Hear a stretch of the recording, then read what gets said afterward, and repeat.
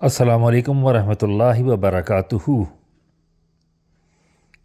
آج کا موضوع نہ دینی ہے نہ اخلاقی ہے۔ آج بات کر رہا ہوں اس متھ کی کہ پاکستان کی بنیاد کبھی بھی اسلام رہی حقیقی معنوں میں، اور یہ جو جھوٹے نعرے ہمیں تھمائے گئے کہ پاکستان کا مطلب کیا لا الہ الا اللہ اور دو قومی نظریہ، یہ سوائے جھوٹ کے پلندے کے اور کچھ نہیں۔ مختصر بات کروں گا اور تاریخ پہ بیسڈ بات کروں گا، فیکٹس پہ بیسڈ۔ یہ میری رائے نہیں ہے، یہ فیکٹس ہیں۔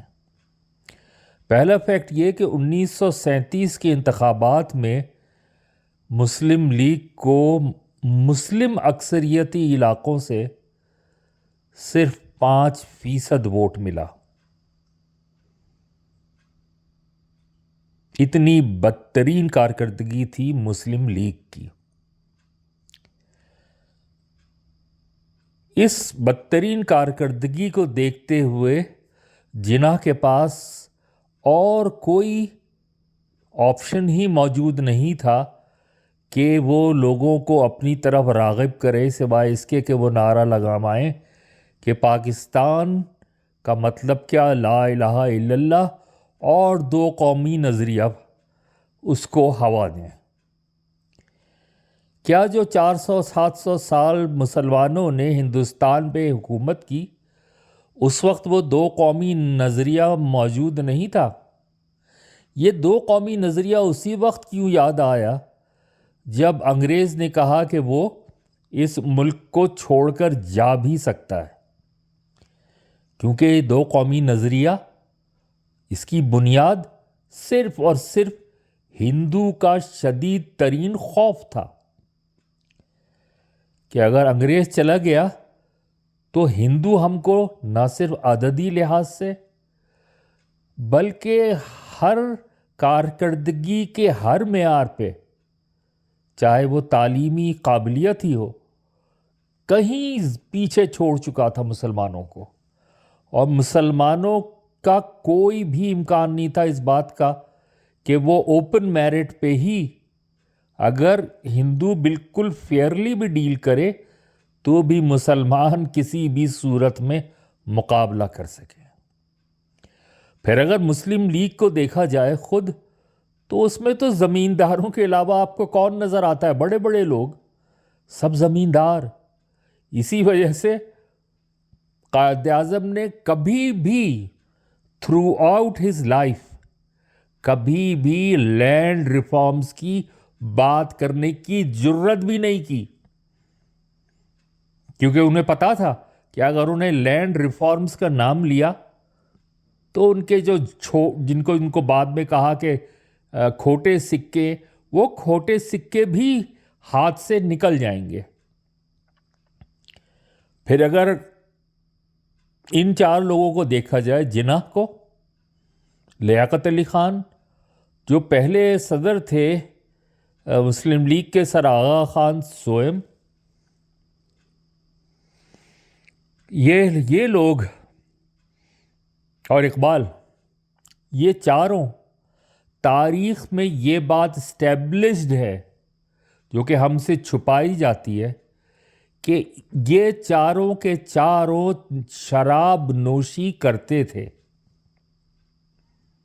اس بات کو چھپایا جاتا ہے، لیکن یہ چاروں کے چاروں شراب نوشی کرتے تھے۔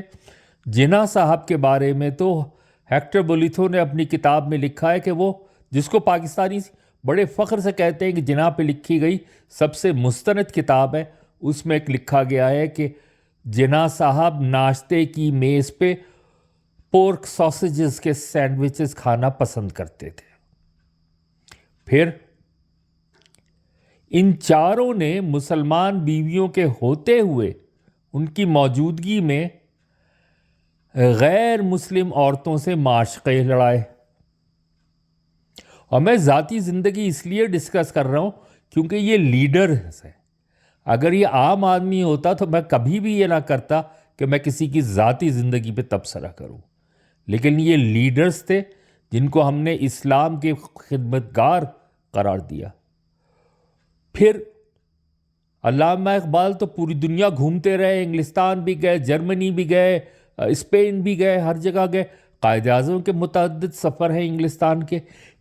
آغا خان کے پاس تو بے تحاشا پیسہ تھا۔ لیاقت علی خان تقسیم سے پہلے تو نواب زادے تھے۔ ان میں سے کسی ایک کو بھی حج کرنے کی توفیق ہوئی؟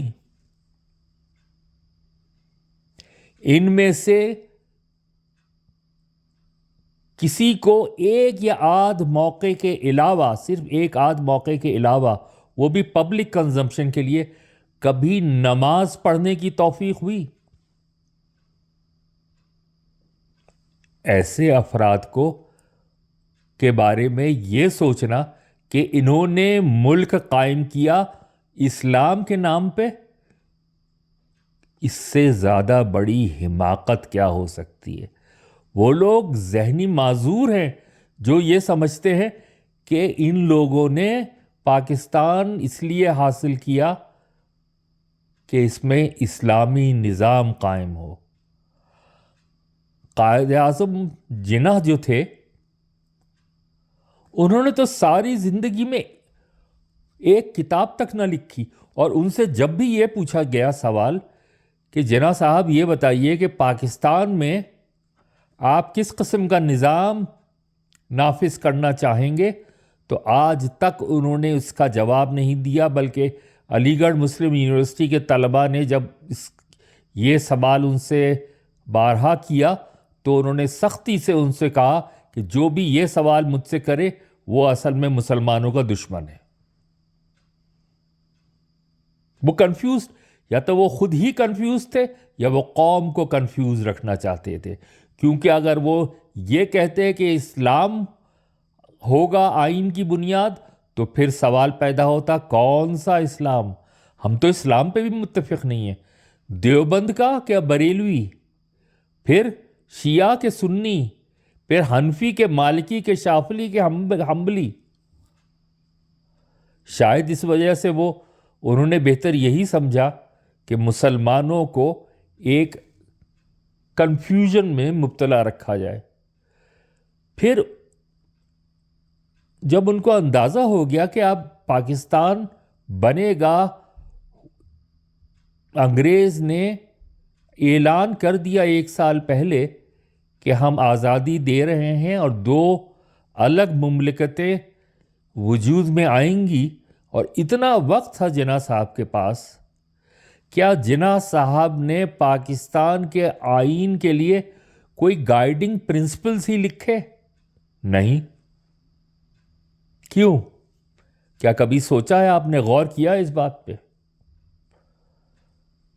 تو یہ سوچ لینا کہ پاکستان اسلام کے نام پہ بنا، اس بات کی نفی اس بات سے ہی ہو جاتی ہے کہ پاکستان بنانے میں جو لوگ پیش تھے ان کا اسلام سے دور دور تک کوئی تعلق نہیں تھا، سوائے اس کے کہ ان کے نام شاید مسلمانوں والے تھے۔ غور کیجئے، اپنی عقل استعمال کیجئے، جھوٹے نعروں کی دنیا میں رہنا چھوڑ دیں۔ السلام علیکم ورحمۃ اللہ وبرکاتہ۔